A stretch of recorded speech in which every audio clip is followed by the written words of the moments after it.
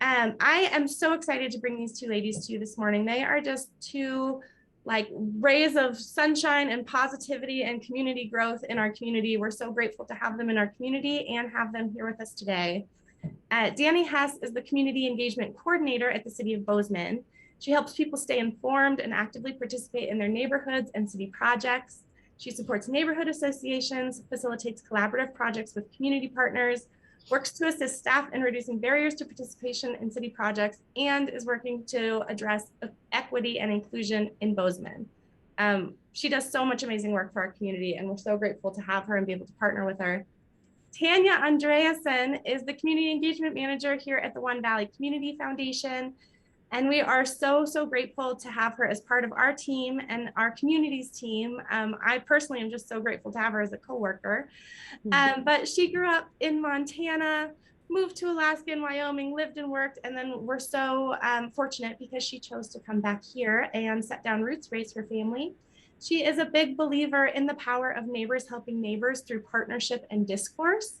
She crafts inclusive and effective opportunities for people to participate in decision-making that impacts their own lives. And she does that work on a daily basis. So these two are women that every day are working to bring our community together. And with that, I'm going to turn it over to them and let them share with you about community engagement this morning. Awesome. Thanks so much for that intro, Jill. Good morning, everyone. I'm so happy to see all of your smiling faces on my little screen here. My name is Dani Hess. I use she, her pronouns, and I'm the Community Engagement Coordinator for the City of Bozeman. I've been in this role for about 2 years, and we're just coming up on 1 year of implementation of the city's formalized community engagement framework, which we're calling Engage Bozeman. And so I'm super excited to share about that with you all today. I think community engagement is sort of a buzzword out there right now, and we're hoping to sort of break that down and talk about what community engagement really means and how it's totally doable in your organizations and can get you all closer to your mission, vision, and values. Tanya? Great, thanks, Dani. Yeah, I'm Tanya, and as Jill said, and Dani also knows about in her own work, we really feel like this is an opportunity in our sort of state of being, internationally, nationally, locally, to provide opportunities for conversation and to elevate the voices of our neighbors, community members, from the public and private sector to decision makers and funders. And so that premise, that body of work is basically what One Valley is trying to stand up. So we're creating a program called the Community Leadership Program or Community Engagement Program. It's a new thing, it's under development, but it is all about community participation in important decision making. So as we move through the slides today and really kind of our presentation / workshop, we really invite you to put questions in the chat. And Jill, if Dani or I lose track of those questions, if you could please, great, raise your hand and we'll try to pause and address those. We're going to cover 3 kind of big sections of content, sprinkled in with some opportunities to ask you some questions and get your ideas. So those 3 sections of content are basically why bother, like why do we create community engagement opportunities? You can't see this, but my cat is trying to drink out of my water glass right now, so I'm trying to hold up this piece of paper to hit her out of the way. The second area of content that we're going to really try to cover is how to get it done. What are some tools and techniques? How do we reach the people or engage the people or invite the people who we don't normally hear from? And how do we make sure that their voices are, that they're comfortable and that their voices are heard by the people who are making decisions about policy and funding, et cetera, that influence us? And then last, we're going to engage you in a exercise practicing choosing the right tool for the job. There's a lot of different things out there available to engage us, but we're going to spend some time asking you how you would pick the right community engagement tool for a decision that we're trying to make. All right, next slide, Jill.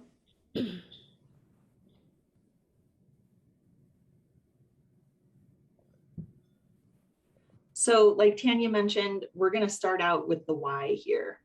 I think, like I mentioned in the beginning, community engagement is a buzzword. We need to really drill down into what that means, and then think about really why it's worth it to engage the community. Community engagement's a lot of work. It requires intention, it requires thoughtfulness, it requires resources. So we really got to be sure that it's the right next step to make. Are you all seeing the next slide? No. Okay. Well, while Jill works on that, I'll just start out and get right to it. Community engagement is about making better decisions. It's about bringing people into the fold. Awesome. There we are.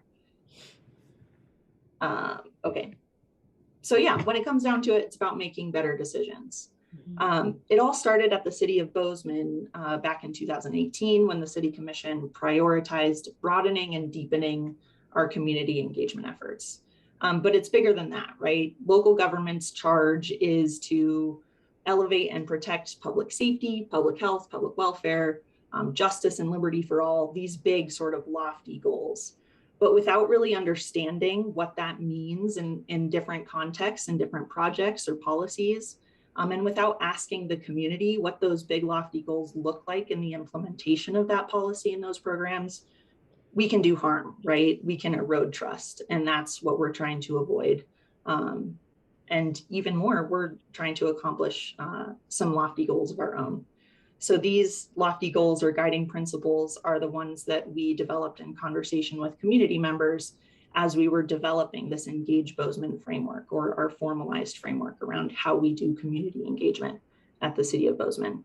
So top of the list here is equity and inclusivity, reducing barriers and elevating voices from people who have been marginalized and continue to be marginalized. Transparency and trust, again, fundamentally, that's our charge in local government. And then innovation and adaptation. I think that's something that came out of COVID and that we're continuing to strive for, and reducing barriers for people to engage and making better decisions. So these purple speech bubbles are direct quotes from those conversations that we had about developing these guiding principles in our Engage Bozeman initiative, and I just love them, so I put them here. So take risks. We heard that growing is uncomfortable. You've got to be willing to stop the way you're doing things and start in another direction. So true. The second one, be humble learners. To acknowledge limitations builds trust. Be transparent about learning processes. Leaders need to model the messiness of not knowing. Again, really poignant comment there that we're trying to live out. And I'll turn it over to Tanya. Sure, next slide, please. So just to link this, I mean, Dani obviously works for a local government, and private business, government, nonprofits. There are many sectors that engage our constituents, right? In business, they're called customers. And I guess I just want to take a second to sort of link that notion of getting feedback from customers in business to the idea of getting input, feedback, and help with decision making in the nonprofit sector. So obviously the bottom line in a nonprofit is not profit. It's not about money. It's about people or the cause that is stated in the mission of our organizations. But all of our work is mission driven, and it's really important that we as nonprofits include our volunteer base, our donors, our community partners, the community in general, our maybe service population, if there's a population of people that we specifically serve as a nonprofit, it's important that we engage those groups of people in some decision making. It is also good for us to check our assumptions. Is the work that we're doing actually meeting the needs of the folks that we're trying to help? Or is the work that we're doing crafted in the best way possible to fulfill our mission? So I just wanted to kind of take a second to link, that idea that sometimes exists in the private sector to amplify how really important that is in the nonprofit sector. Are we walking our talk? Next slide, please. All right, so now we're going to sort of jump into some of the key terms and concepts around community engagement, really what we tried to do with that Engage Bozeman framework, all getting on the same page about what we mean when we use some of these terms. So the way that we've defined community engagement at the City of Bozeman is this. It's an inclusive and ongoing process that relies on a two-way exchange of information, ideas, expertise between the public and the City of Bozeman to solve problems and make sustainable decisions. So that, I think, was sort of square one for us, is really drilling down into what community engagement is, a process, an ongoing iterative process. It seeks to understand values that underlie people's given position or opinion on an issue. And then it's always oriented towards a decision to be made. It's not a single event or a meeting. It's not when a decision has already been made and we're trying to get people on board. And it's not just one-way communication. We're really seeking that two-way exchange.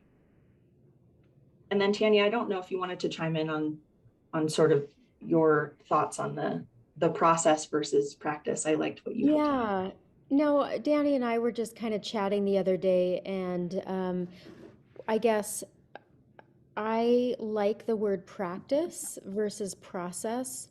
Not because I think the meaning is so different, but I think that language matters. And when we're sort of explaining ourselves to people, process to me can sort of sound like maybe one bit of content or one decision, and that that there's a process developed around that one decision. But I think the meaning of this definition and why I think practice might be better is because I have a practice in my work of community engagement, which means I hold the value that I think getting input from the many people around me makes my decision even better. And that I will create engagement opportunities that best meet or sort of bring in the voices that I'd like to hear from, and get the information that I think will make the decision better. Mm-hmm. So it's just kind of it's a semantics thing, but maybe important to think about a little bit. Yeah, as a fellow word enthusiast, I dig it. Next slide, Jill. Thanks. So one of the key parts of that definition that I wanted to highlight here is the importance of being decision-oriented. So in addition to community engagement being that practice and really values-based, it is also in the implementation, it needs to be focused on a given decision. That helps us stay accountable to making sure that the public input that we're asking for is really going to influence a given outcome. So if we're talking about clarifying or orienting ourselves towards a given decision, we need to clarify the decision-making process.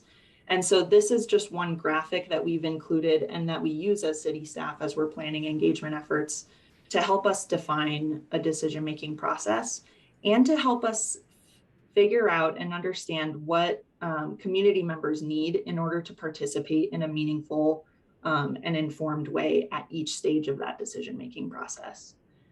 So for example, here, if we're engaging around, step 3 in this process, establishing decision-making criteria, the public or the community groups that we're engaging really need a clear understanding about what information underlies that criteria what sort of the guardrails are, and then how those criteria are weighted as decision makers down the line maybe consider different alternatives based on those criteria.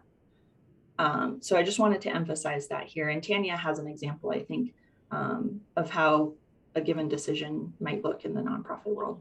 Yeah.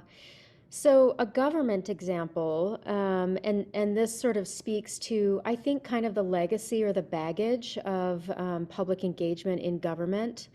And I used to sit where Dani is sitting. I worked for the city of Bozeman as well. And I think it is true, it's too bad and true, that sometimes the public thought that the input they were giving would influence the decision more profoundly or more directly. And part of the responsibility of being a community engagement practitioner is to say, we would like your input on a particular funding decision, let's say, but we're asking for your input to give guidance to the decision maker.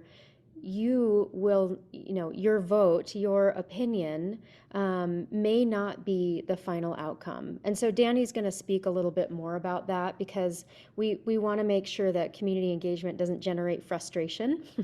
Like, I'm participating, why can't I see my influence? We want to avoid that. So an example in the nonprofit sector of how we might include people and what types of decisions might be good to include people around might be, gosh, we would like to make sure that our board is representative of the population of people that we're serving, or our community. How and getting input from our community members about what that board could look like and how membership decision making could look is important. Another one might be, gosh, our nonprofit might be expanding, or we might be interested in changing our program objectives, our service delivery.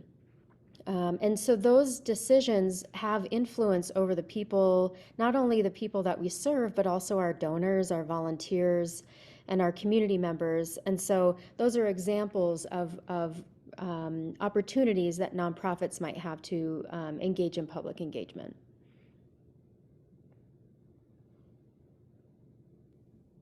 Next slide, Jill. So here's a graphic that helps get us around, get our minds wrapped around how we're conveying information between the community that we're engaging and the organization. And Tanya loves this graphic, so I'll let her just briefly run us through these little dots here, and then we'll move on to the next slide. I like this because it just, when I first started to think more about engagement, sort of frustration, battling public frustration with government decision making, this really helped me. Because sometimes information sharing, pushing information out about when something's happening, data, etc. Sometimes that's crucial, and that's communication. That's not necessarily engagement. So when I saw this graphic, it really helped me kind of conceptualize and solidify what that meant in my brain. Consulting means, hey, we're asking you for your ideas. That could be a survey, for example. That doesn't mean that we're having two-way communication about something necessarily, but it is asking for information. That's consulting. Involving might be sort of more back and forth, ongoing. Collaboration means there might be more ownership and influence over decision making. So I just thought that this graphic was a sort of a good way to consolidate those concepts. So the next slide here, we're going to move into a bit of an exercise with you all, and I'll have Jill just pop the link to a Jamboard into the chat now. But first I'll run you through what we're thinking about here. So as we're planning engagement, I think it's really important for us to get grounded in our values, our principles and standards as an organization and as an individual working at an organization to further, the values of the mission of the org. And then we have our mindset. So we have our values around community engagement, and then our mindset is thinking about, okay, if we're moving from our values and we're going to do a community engagement effort, what comes to mind for us? What are our sort of positive and negative associations with turning the values into action, right? Like, is community engagement within our budget? Is it time consuming? Do we have the resources that we need? And are we ready to be active listeners? And then moving on to behaviors, we're thinking about how the values, the stated values of ourselves and of our organization are mixing in with the mindset, our beliefs, our positive and negative associations or assumptions, how those things are melding together to inform the actions that we take as we're undertaking a community engagement exercise. So in our Jamboard exercise, I'll have Jill pull that up now. And then if you click that link, it'll take you to this sort of sticky note exercise. On that page, chime in. Let us know how might community engagement support our values or principles at our organizations. And so you can move your cursor over there to the left, bring up a sticky note, and jot down some values. I'm thinking one from local government that I mentioned right off the bat is transparency.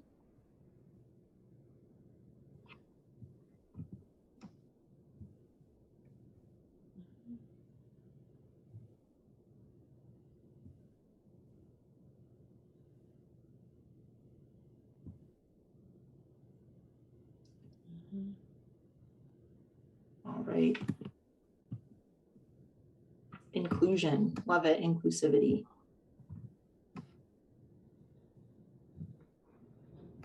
Yes, amplifying community voice, empowerment.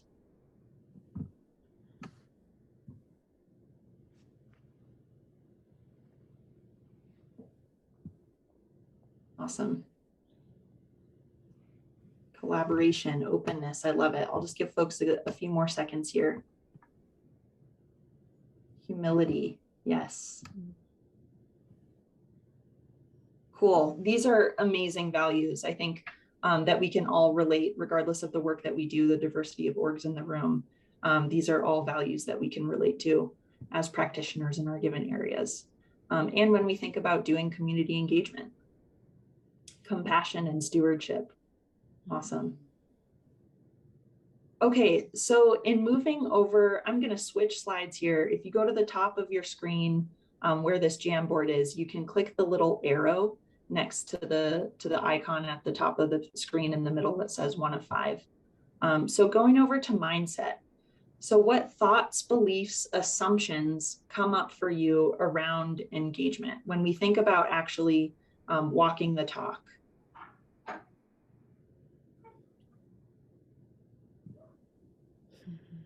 Mm-hmm.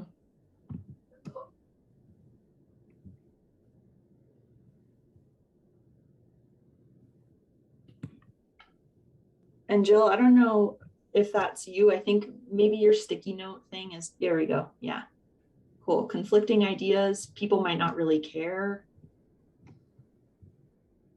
Overwhelm about where to start, how to process, what to do with the information. Yep, yeah, as practitioners, that's definitely something that those thoughts are fluttering around in our brains for sure. Conflicting ideas. Yeah, just the fact of opening the door for conflict or contradiction between, you know, the community's perception or a given interest group's perception of the work that you're doing and the work that you think you're doing from the inside of the organization.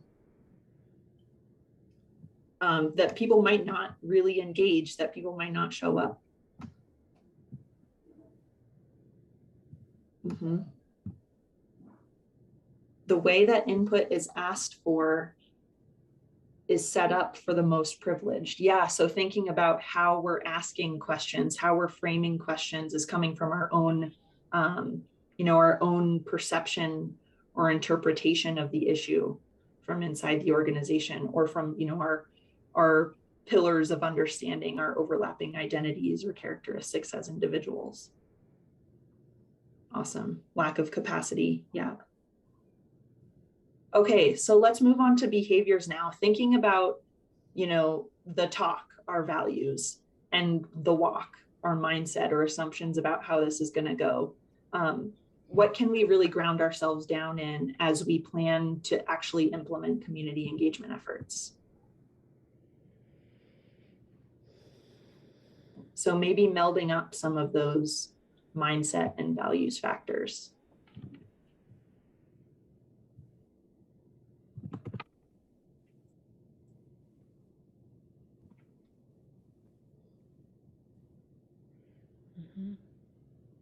That's one that comes to mind for me, is just making sure that when I'm going into an engagement event is just, you know, reminding myself that I'm there to learn, and that, you know, I have my active listening skills to fall back on. That's something that we practice all the time.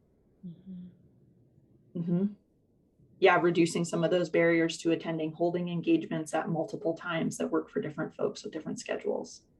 Ask questions. Working with the groups we are trying to reach with the best way to interact and reach them. So asking the folks we're trying to engage, hey, we want to engage with you. What's going to work? Yep, clarity with objectives. Yeah, being really clear up front about what we're engaging on, what decision we're trying to improve with your input. Yeah, awesome. Food, yes. That's a great motivator to get people to show up. A great way to sort of, yeah, welcome people in. Sharing stories of the people we serve. Interpretation, language access, yeah. Amazing, awesome, this is good stuff. I'm gonna move us along here, but I think that this is an awesome summary of grounding down into those values, thinking about some of the positive and negative assumptions that come along with actually doing the work, and then finding ways to align those. So thanks for chiming in all. So back to our slides here.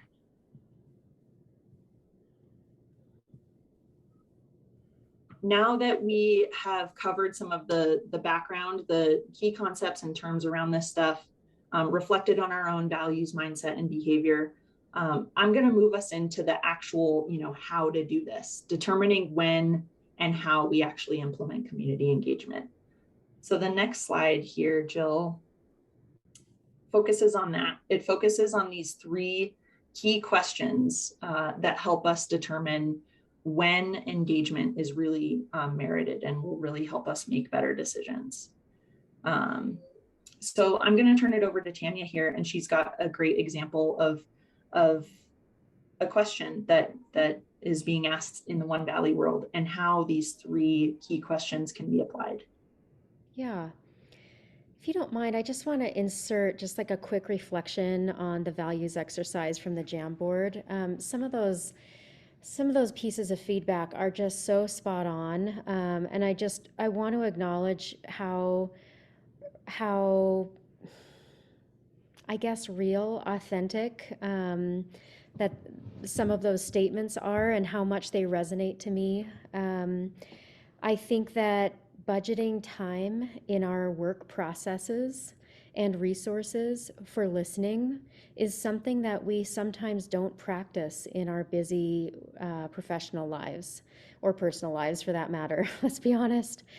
But if we are lucky enough to work in organizations or have influence over the organizations that we work in, to ask for that time and to prioritize it, it does make the practice of listening and the practice of contemplating the feedback that we actually get and allowing it to influence our actual decisions, it becomes easier if we prioritize time and we resource it ahead of time.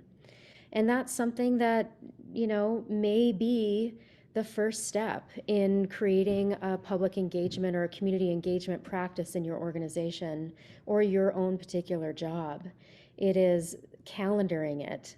It is budgeting for it. It is saying out loud that I want to get from A to Z, yes, but in that process, I want to make sure that we are making the engagement, authentic listening, a priority.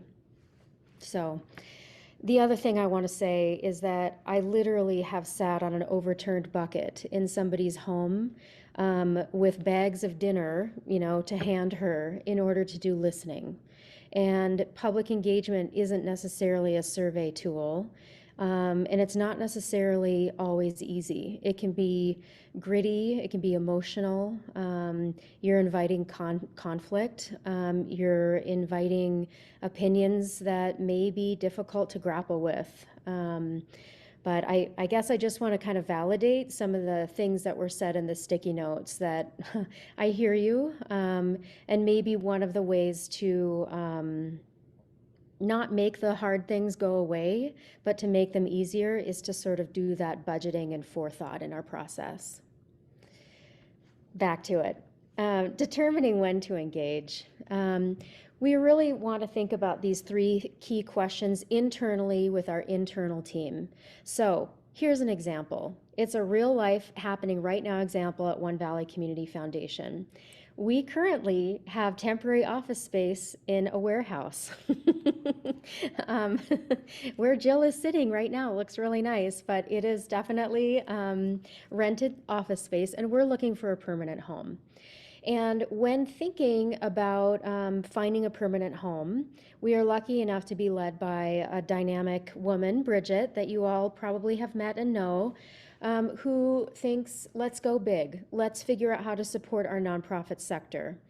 So let's contemplate how our new home might better advance our mission. And part of our mission is to serve our nonprofit community, all of you.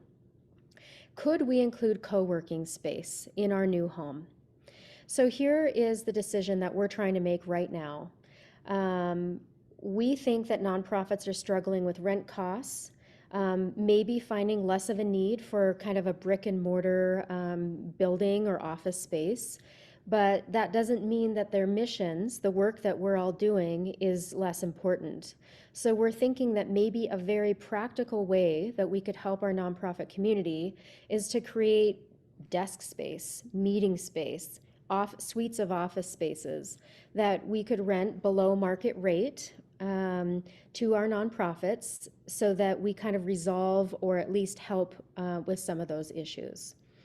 So the decision that we're trying to make is, should we include nonprofit co-working space in our capital campaign and our property search for our permanent home? That's the decision to be made. Who will ultimately make it is our board of directors and our executive director. There's a high level of impact on our organization and service population. We hope that it positively influences them. But certainly engaging in a capital campaign that includes more space, it becomes more complicated and more costly. So there are risks and impacts to our organization and to some of the populations that we work with, including our donors, volunteers, and community members in general. So we've decided to engage our nonprofit sector to ask them for feedback. Are they really going to use it if we create it? And what are their particular needs? So those are the questions that we're trying to pose to our nonprofit community. And Dani, I think we agreed that I would stop there and then we'd continue it in the case study. Is that right? Okay, good. Just wanted to make sure I wasn't moving ahead. Yep, perfect. So next slide, Jill. So thanks for queuing that up, Tanya. I think this cues us up for some of the more how-to steps as well for community engagement. Once we've answered those 3 key questions internally and decided that yes, input from the community is going to help us make a better decision here and manage the impacts of a given change or decision on the people we serve and work with, we need to think about the level at which we'll engage those individuals or those communities. So Tanya went over some of these terms with that little dot graphic, and so they look familiar here. Those words in the top gray bar there are the differing levels of engagement that we're considering here. So for each level of engagement, the first row of text there states a public participation goal. And the second row of text indicates a promise to the public, which is really important. Both of these rows of text are just blurbs that help us stay grounded in what we're doing and what we're committing to and how we're going to follow up with the folks that we're asking input from to let them know how their input is reflected or maybe not reflected in the outcome of a given decision. But it helps hold us accountable and stay oriented towards that decision and that true north as we're planning engagement.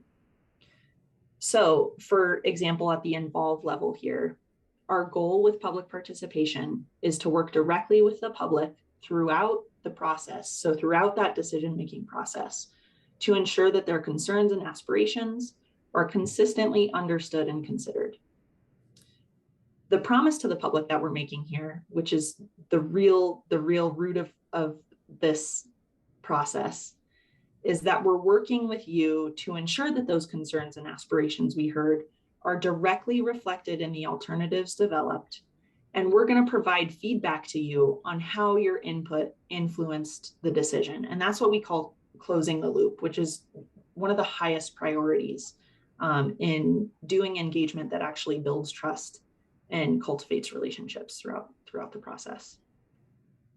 So we'll come back to this spectrum, but this is an important planning tool that we use as we're scoping engagement. Next slide. Okay, and here are the 8 steps. This is where the rubber meets the road. So first, after we identify those internal team members and decision makers, we walk through those key questions. We reflect on our values, mindset, behaviors. We ask those 3 questions, and then we determine whether or not we're going to do engagement. If the answer is yes, community input will improve a given decision or a given outcome, we need to think about who needs to provide their input and why. So this is a community mapping process that really helps us identify the need to do engagement, what we need input on, and from who. So identifying community members, community partners, clients, constituents that we're actually going to reach out to and invite into this process. And it's all about relationships. You all know this in the nonprofit world. Think about how different communities will be impacted by the outcome of a decision, who's going to benefit potentially, who might potentially be burdened by the outcome of a given decision, and what insight can you get on the unintended consequences of a given decision? Who can help shine light on that? So starting with the relationships that you have, working outwards from there, and there are different tools that you can use to do that. The good old spreadsheet is one that we use really commonly. So after we're mapping out our community partners, we are identifying a level of engagement and a promise to the public using that engagement spectrum graphic that we just took a look at.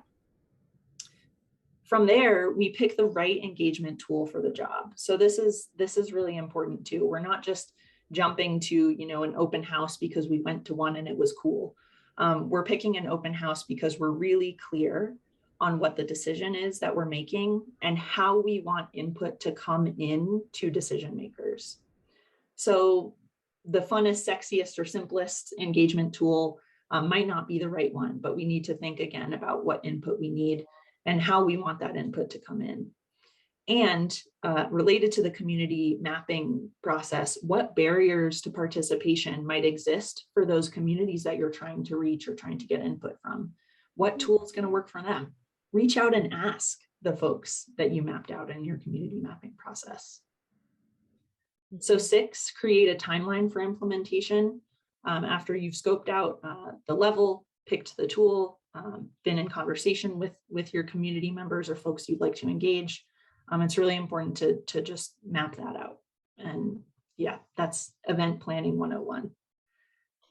So compile and share info that the community will need to participate in a meaningful way. That's where you bring in your communications folks or turn on your communications brain if your staff is a staff of 1 or 2. So again, what barriers might exist in accessing the right information or their language access needs?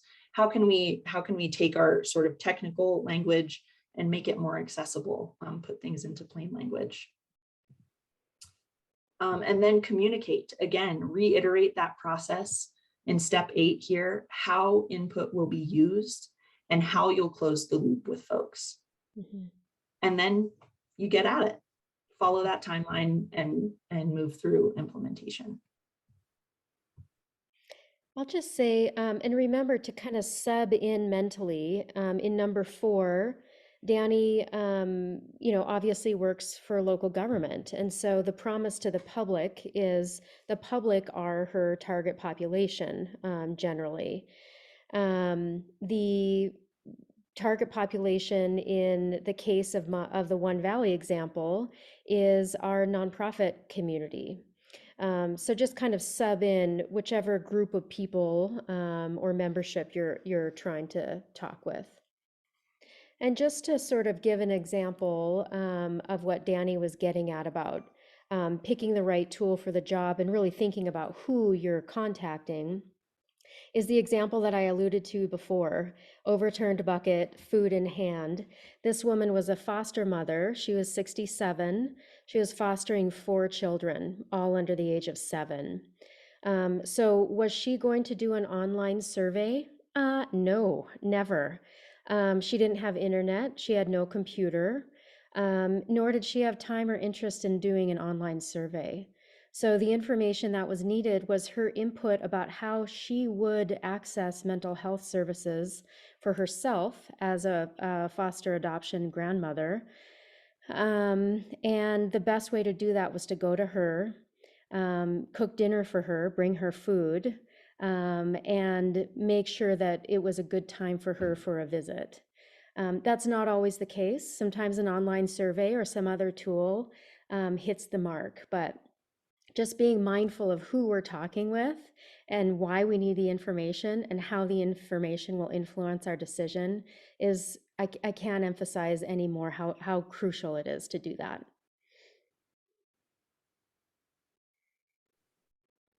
So next slide here, Jill, and then Tanya's gonna walk us through just a brainstorming activity here for engagement tools, which was a great segue that you just did, Tanya.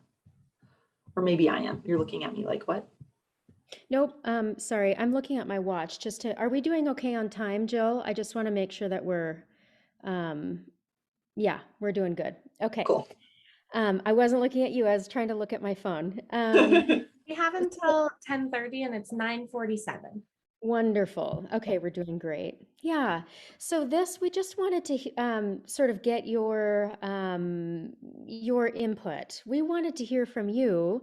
What community engagement tools or techniques have you either employed yourself to engage somebody or a group of people, or you've been a participant in? And we'd love to just have you drop those into the chat. And we're hoping that we'll just be able to read those out and have a tool storm, as Dani calls it. I think that's awesome.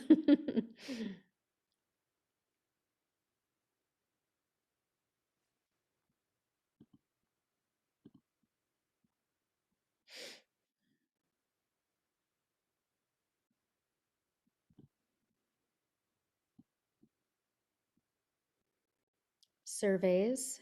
Yep. Mildly effective. Never as many responses as I'd like. A phone survey. Sometimes constrained answers. No idea how my input was used. Yeah, that can often be a failing in engagement processes. We need to make sure that we do a good job of saying how we intend to use your information and then go back later and say how we did use your information. Incentivized gift cards. Yep. Small group conversations. Focus group, very effective. Yeah. Teresa, why was the focus group so effective? Good, Dani. That's what I was going to say too. I'm like, ooh. Yeah. Are you asking me? Yes. Oh, the focus group, actually our focus group was focused because we had difficulty engaging our Latino community. So we set up community empowerment, and we appointed somebody in the community that each group listened to. So we appointed a lady leader for the Latino parent, and we appointed a lady for the homeschool parent. And then we have a large number of African Francophone, and we appointed a young man that is active in the community. So we did those focus group, and later we had food, and then we brought all the community together. Of course, the Americans don't have no difficulty. You send them survey, they take it and they send it in, but so this other community. So we brought everybody together and we did a focus group. And instead of saying names, we used the initials for those parents that are not documented, kind of like pseudonyms, you know. Yeah, and it was very effective. It was very effective. So we had 98% attendance. So, and then also, I think the COVID, because people have been gone and they haven't seen each other, and that, you know, coming together also made it. The food was great because it was pre-packaged. So you go there and you grab your brown bag and see, everything was different. We just label what is in it. Everybody grabbed their brown bag. Our county, our city had to approve that because we had food. So it was very effective, and I think we're going to continue to do it. We collaborated with our local university. We're in Concord, Charlotte area. We collaborate with the UNC Charlotte College of Education. One of them served on our board and did help us put the evaluation together. And we use our student intern from their school so that, you know, no conflict of interest. They don't have to worry about us reading what they wrote and all that. So that's why I thought it was very effective. Thank you. Thank you. Thank you. And Anna says that community conversations, hard to get people to engage in a conversation about a challenging topic. I think you're referring to housing, I bet, Anna. Yeah, and housing solutions. But we gained a lot of interesting feedback. Yeah, great. Thank you, everybody. I think it's good just to kind of hear other people's experiences. So Dani, I think we're ready to start picking the right tool for the job. Is that right? Yes. Yeah. So on the next slide, we've got another graphic that sort of helps us pick the right tool for the job based on that level of engagement that we chose. So this is sort of like an addendum, right, to that engagement spectrum that talks about the goal, the promise, and then potential tools that you could use to achieve the goals and follow through on that promise. So again, these are super familiar to all of us: surveys, interviews, focus groups over here under the consult level of engagement. That's where we are framing the questions, we are communicating the decision to be made as the organization, and we're asking for input on those questions that we've developed, or the you know, the framing of the conversation is done by the organization fully, and we're getting info in. The involve level, some of the examples here are charrettes or open houses where people get to sort of interact with different displays. They're focused conversations or one-on-one interviews with a smaller group of maybe subject matter experts or people with the lived experience that we're looking for. But they're not as much focused on one-way information coming into the organization. It's more about working with the community that we're trying to engage to design the spaces and the tools and the questions that we're using or getting input to help answer. So that's maybe where we're going out to the community to ask them, you know, here's the decision we're trying to make. What questions do we need to ask, or what engagement tools or activities will work for you to help us get closer to that, to making a better decision? And then the collaborate level is really about the community or the folks that we're trying to engage, helping us identify what questions we need to answer. So involving them in, again, deeper framing of the engagement effort, engaging or designing the actual engagement tools, and then again, consulting them and getting information from them. So in each of these levels, or using each of these tools, they continue to bring in the tools that are at lower levels of engagement, if that makes sense. And then empower focuses really on decentralizing community engagement. So it's not like the organization working with all of these groups out here. It's a sharing of power and a decentralization of the whole process. So yeah, that's emphasis on co-creating a process rather than involvement or consultation in a predetermined process. And as you can imagine, it's not often used in local government because of just the time and the resources and bureaucracy, right? Getting in the way of that being a viable frame in this setting. But we're seeing examples of organizations, you know, big and small, moving towards those more power sharing type processes, which is really cool. So again, how do we pick the right tool for the job? We're going back to those key questions. We're going back to those 8 steps or 9 steps that Asia pointed to, that there's the get at it, step 9. We're going back to our key questions, back to those steps, and thinking again about the community that we mapped out. Who are we trying to reach? What level are we trying to engage them at? And what kind of input is going to best equip our decision makers to make a better decision? So now is when we're going to give it a try. So back to Tanya, I'm going to hand it back to Tanya to queue up this decision that she talked about that One Valley is trying to make. And then we're going to break out into breakout rooms and have conversations in smaller groups about picking the right tool for the job. Yeah. Hey, Jill, if you don't mind advancing. So just to sort of repeat the case scenario I presented to you earlier about One Valley, our real live decision that we're trying to make. We've identified an internal team and decision makers, the board and our executive director and finance director. We've answered the key questions about our values, our mindset, and then our behaviors. And we've kind of come up with our decision and decided that we do really want input. We think it will make our decision better. And so we've decided that the population that we'd like to start with asking is our nonprofit sector. And so we have very constant, through the amazing Jill, communication with many nonprofits throughout the county. Weekly newsletters, but also email, phone calls. I mean, Jill is a dynamo and has constant sort of interaction and relationship with many of the nonprofits around in our county. So we know that we have access to them, and that can be online, it can be in other ways, but we've decided that that population is who we want to engage first. So we are going to ask you to help us identify the level of engagement and kind of promise to the public that we'd like to make to them. How we want to ask you to decide the level of engagement, and then what tool do you think we should use to get feedback? And why is that the best one? So we're going to put everybody in a breakout room. And on the 4th slide of the Jamboard was that blue graphic that had some of the tools and the level of decision making.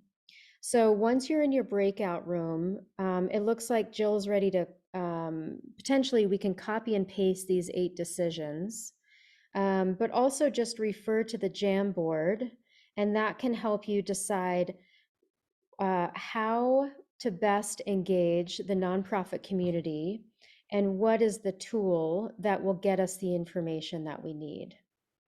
When we come back, we'll ask a couple of you to give about a 2-minute share out and just kind of discuss, you know, how things shape up. So how'd it go for folks? Were you able in the time that you had to identify a level of engagement, a tool for the job? I know that it maybe was a spoiler for some of you, since maybe you have provided some input on this issue already to One Valley. Let's do a little share now. Someone from my group, you want to kick us off on the discussion we had about level of engagement and tool for the job? I know we were just getting to the level just as the breakout rooms closed. We sort of went in reverse order.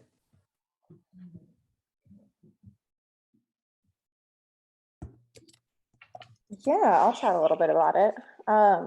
We just talked about like different forms of communication that could be implemented into the survey itself and like how to integrate asking questions in a forum where you're giving the feedback or you're receiving the feedback, and so how to also make that a two-way street in the survey format.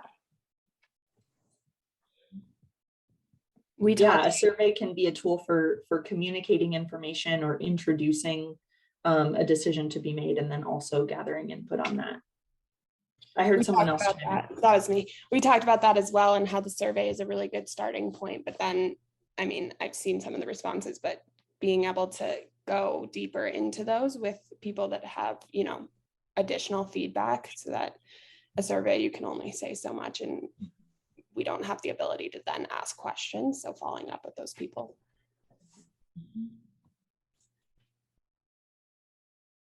Tamara invented a new engagement tool in our group.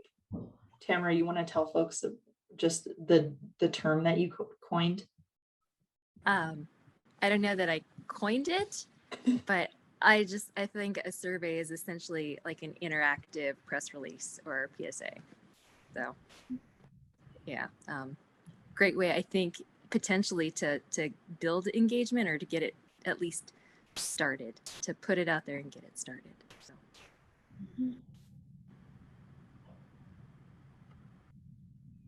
How about from the other group? Well, there were 2 groups, right, Jill?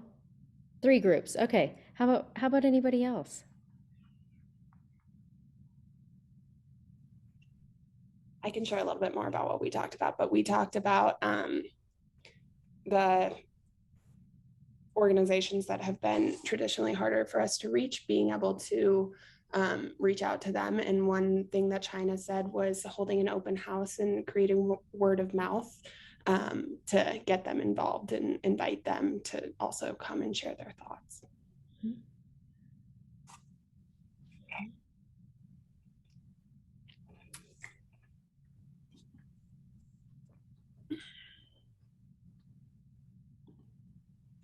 The group that I was in talked about how maybe there could be a sequence of engagement tools to sort of refine the decision and refine information over time.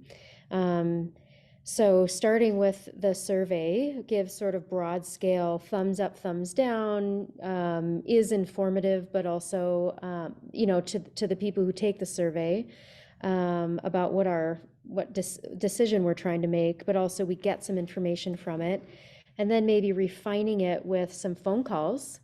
Since we do have an existing relationship with the nonprofits, maybe take some time to make a selection of 10 or 15 phone calls, direct phone calls, and have conversations. And then somebody else said there could be formed an advisory group. Let's see, was that you, Tierney? Does anybody else want to talk about that?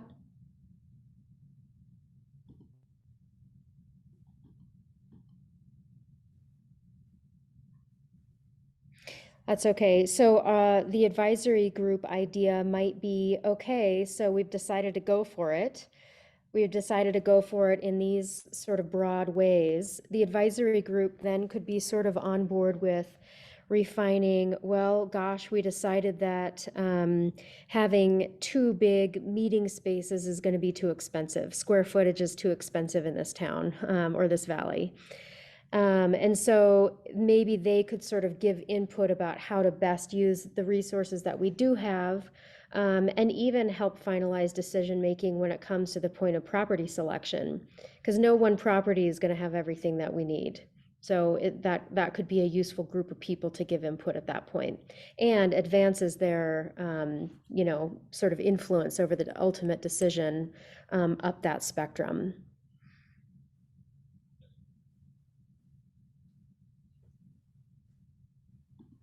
I think with that also, China talked about how like Haven, for example, is building a shelter, and they already like wouldn't necessarily need something like this, but getting their input on what is working or not working for someone that has a pre-existing space. Yeah, I'm wondering, you know, maybe what's the thinking about who we need to reach and who we really need to hear from, it seems to me like the folks that you really need to hear from are the people whose space needs are not met. And so, you know, how do you identify who those folks are and have more deeper, more comprehensive conversations with them, or maybe like site tours. Maybe there's a nonprofit in town that does have a physical location and an office space, but it's not quite meeting their needs. And so how can you sort of go to them to have these deeper conversations about, okay, what are you getting for what you're paying right now? What needs are not met? What would you be willing to pay or contribute or access for free through One Valley? So going out to those individuals who have the highest need and integrating their feedback into your decision-making process.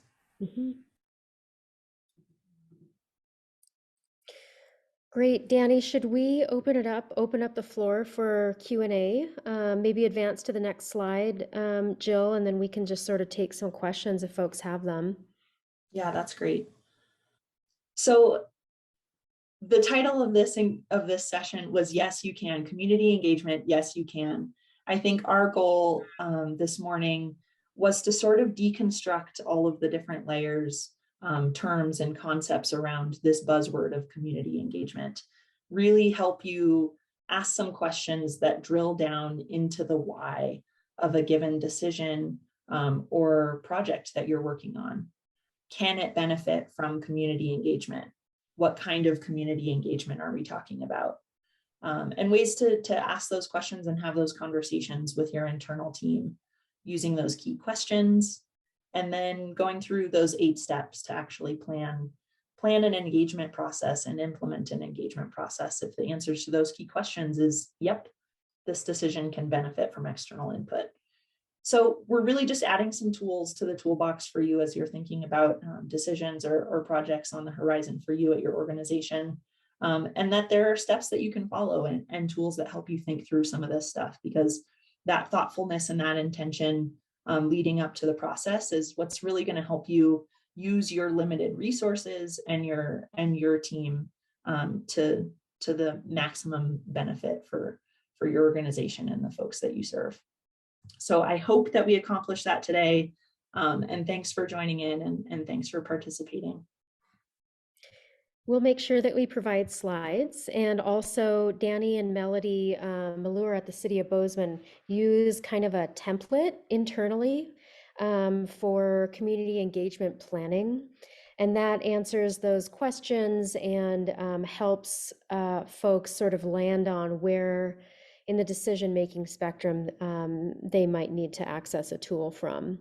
And so that template and the slides and probably a link to the IAP2 website, Dani, that might be a good as well. We'll provide that to Jill, so in her follow-up email, she can send that all out to you.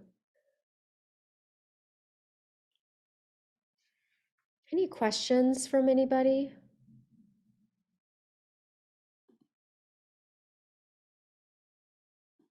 And Jill, if you could just stop sharing so we can see each other's lovely faces. Yeah, be better. We had somebody in our breakout ask about, and I think that she might have had to hop off, but somebody asked about how to engage folks that they've been trying to engage but aren't engaging now. And that can be really complicated. I know that there are different ways to accomplish that, but Dani, I think you made direct phone calls and interviews to ask how the City of Bozeman, and you really did contact people who were frustrated or disillusioned or mad about policymaking with the City of Bozeman, and you called them directly and invited them to a conversation. So I think that there are different ways to do that, but probably direct and conversation with sort of a humble listening posture is probably the best response I could give to that question. Yeah, I think that's great. I think, you know, it's all about relationships and connections and connected networks. And so, you know, when a cold call doesn't quite feel appropriate, which oftentimes we get in our own ways around that, right? Like if you reach out to someone without knowing them and communicate your intentions humbly that you'd like to get to know them and make sure that their voices are heard in conversations that affect them going forward. Like most people are going to take that at face value and you know, reciprocate those positive intentions. But there are so many amazing organizations in this community that have ties in different sort of corners of the community and have relationships with folks who have been marginalized and are marginalized. And I think being really clear with those more marginalized communities about why you're seeking their input and that you're there to listen and learn is really important. And going through those channels of trusted relationships is also really important. So depending on the sensitivity of the topic you're talking about, you know, a cold call or going through those existing relationships and networks, that's up to you. But humility, listening, and clarity on your intentions go a long way. Mm-hmm. Thanks very much for all of your work in our community and for your time today.